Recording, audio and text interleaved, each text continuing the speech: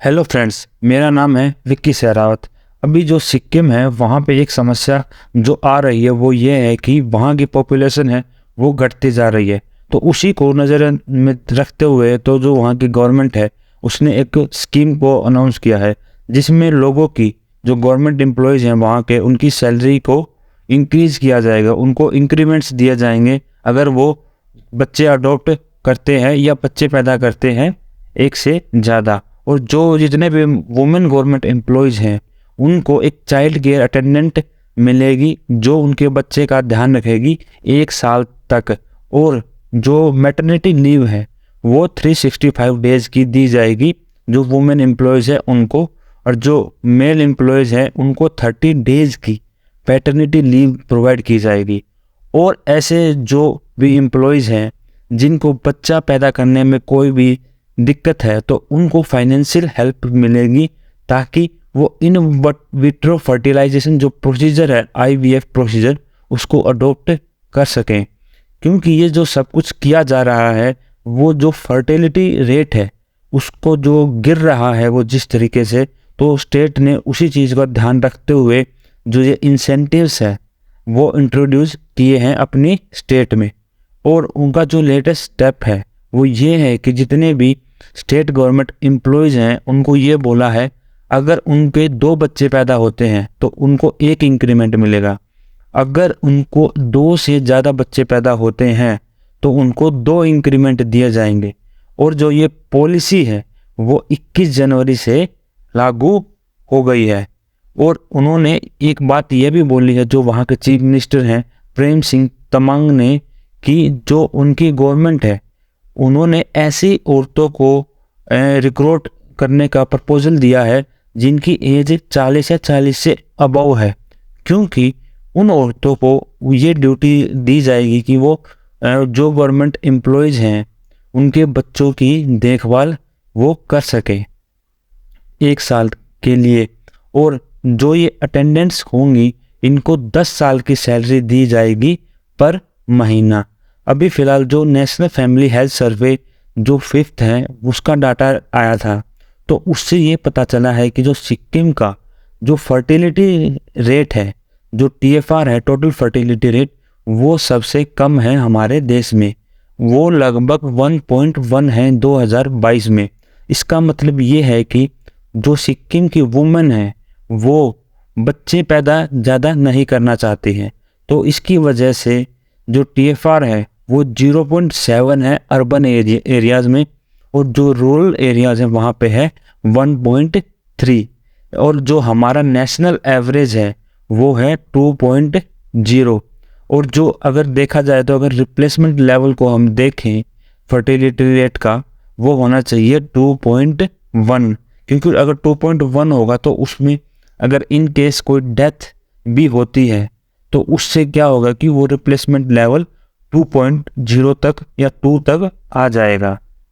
जो सिक्किम के chief secretary हैं उन्होंने ये बताया है कि जो सैंपल्स रजिस्ट्रेशन सिस्टम सर्वे होता है हर स्टेट में वो ये इंडिकेट करता है कि उनका जो TFR है इवन वो 1 से भी कम है, यानी कि वो 0.8 के अराउंड है। और उन्होंने ये भी बोला है कि जो इनका SRS है वो जो गवर्नमेंट ऑफ इंडिया है उसको एक वैलिडेटेड डॉक्यूमेंट नहीं मानती है। पर अगर हम देखें कि अगर ये बात सच है कि उनका TFR अगर 1 से भी कम है तो ये बहुत ही चिंता की बात है स्टेट के लिए। और जो गवर्नमेंट है वो डिफरेंट मेथड्स को स्टैंडर्डाइज कर रही है ताकि जो पॉपुलेशन है स्टेट की उसको स्टेबलाइज किया जा सके और जो TFR गिर रहा है उसको कंट्रोल में लेके आया जा सके। और जो स्टेट गवर्नमेंट है सिक्किम की वो ये स्टडी करने की कोशिश कर रही है कि जो ये दिक्कत आ रही है वो जेनेटिक है या सोशल।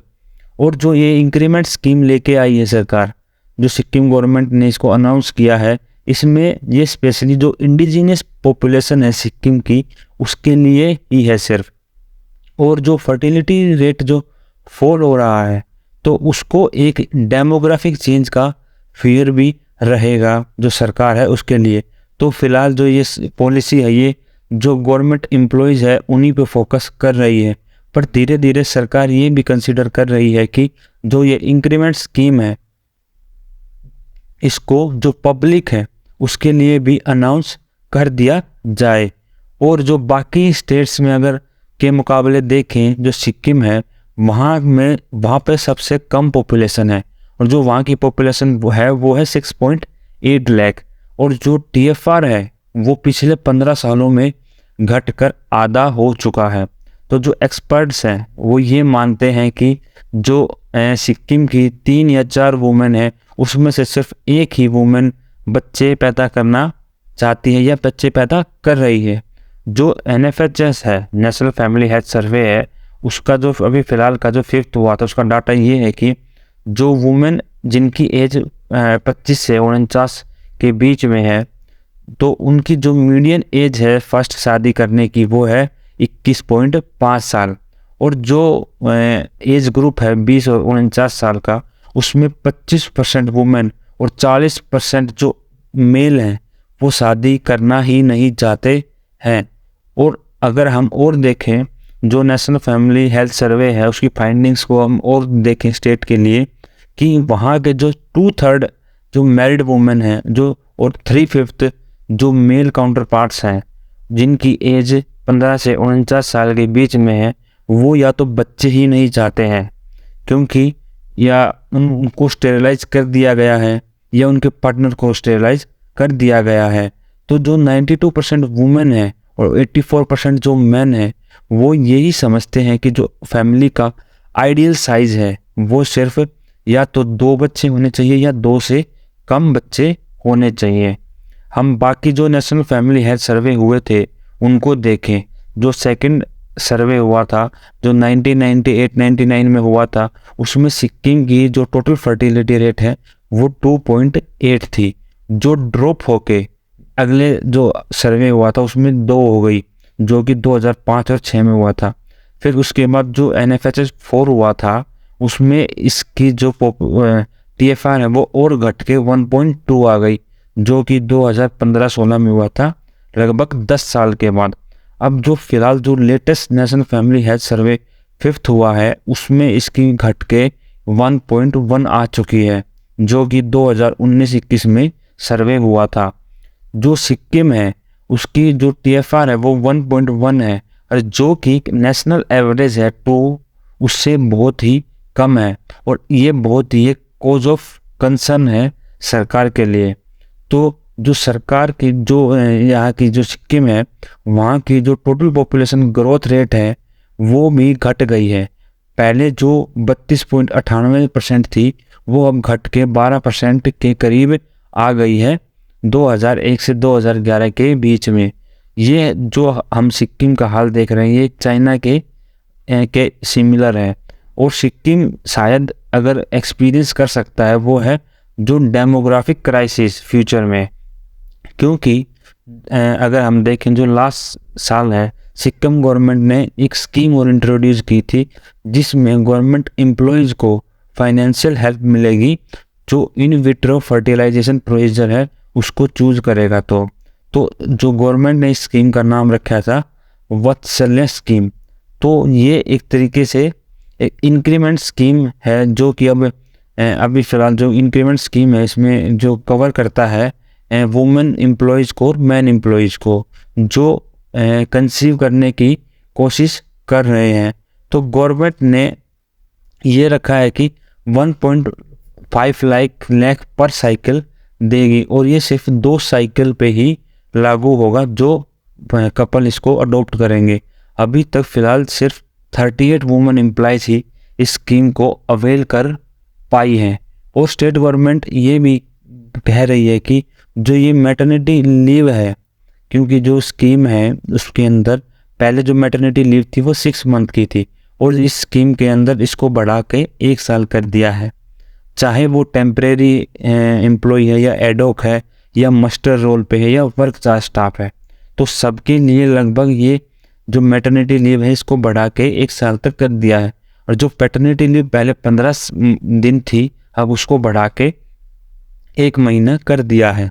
तो अगर हम जो हाल अभी सिक्किम का है वो अगर हम कंपेयर करें जो स्टेट जैसे कि गोवा, जम्मू एंड कश्मीर, केरला, पुदुचेरी, पंजाब, लद्दाख, वेस्ट बंगाल, लक्षद्वीप जैसी जो स्टेट्स है वो भी एक ऐसी ही प्रॉब्लम को फेस कर रही है जहाँ पे जो पॉपुलेशन है वो एजिंग हो रही है, जिनकी उम्र बढ़ रही है। वहाँ पे यूथ है वो बहुत ही कम है और जो बूढ़े लोगों की संख्या है वो ज़्यादा है।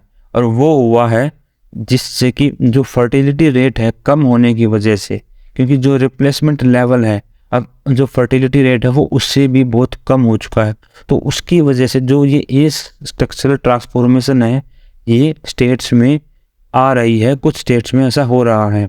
तो इसकी वजह से क्या होगा कि जो ये स्टेट्स हैं जिनमें जो बूढ़े लोगों की जो संख्या बढ़ रही है, इसमें जो लेबर फोर्स है, एक्टिव लेबर फोर्स है, वो श्रिंक होती जा रही है।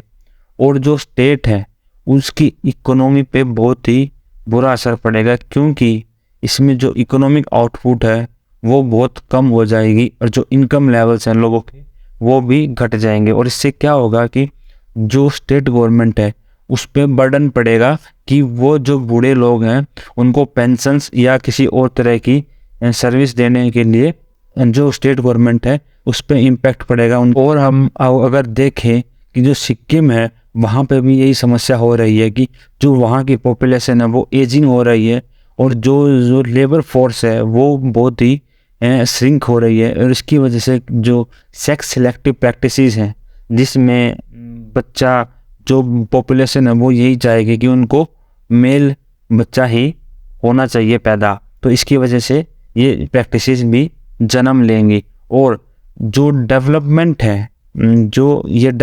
है इससे लॉन्गर पीरियड में क्या होगा कि ये पॉपुलेशन डिक्लाइन की तरफ स्टेट बढ़ेगा और इससे जो स्टेट की इकोनॉमी है वो बहुत ही बुरी तरीके से इम्पैक्ट होगी और स्टेट पे बर्डन और ज़्यादा बढ़ेगा। तो गवर्नमेंट इसलिए ही ऐसी स्कीम्स को इम्प्लीमेंट कर रही है।